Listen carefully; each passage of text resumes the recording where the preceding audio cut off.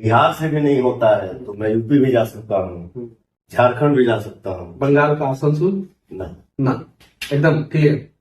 चलो। बंगाल ना भैया। हेलो दोस्तों, कैसे हो आप लोग। उम्मीद करता हूँ आप लोग बहुत ही अच्छे होंगे। तो दोस्तों, सोशल मीडिया पर वीडियो काफ़ी वायरल हो रही है और पवन सिंह को भगौड़ा बताया जा रहा है। कहा जा रहा है कि पवन सिंह मैदान छोड़कर भाग गए। तो दोस्तों, मैं इस वीडियो में बताने वाला हूँ पवन सिंह मैदान छोड़कर भागे हैं या खुद टिकट वापस किए हैं। तो इस वीडियो में जानकारी देने वाला हूँ। तो जो लोग मेरे चैनल पर नए आए हैं तो इस चैनल को सब्सक्राइब जरूर करें और बेल आइकन को दबाना ना भूलें और वीडियो को लाइक जरूर करें। तो चलिए वीडियो को स्टार्ट करते हैं।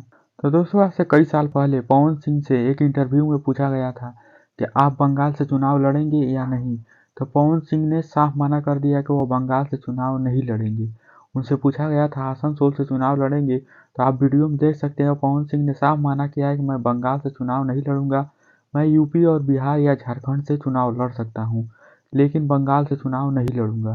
पवन सिंह ने साफ पहले ही मना कर दिया था, लेकिन इसके बावजूद भी पवन सिंह को आसनसोल से टिकट दिया गया।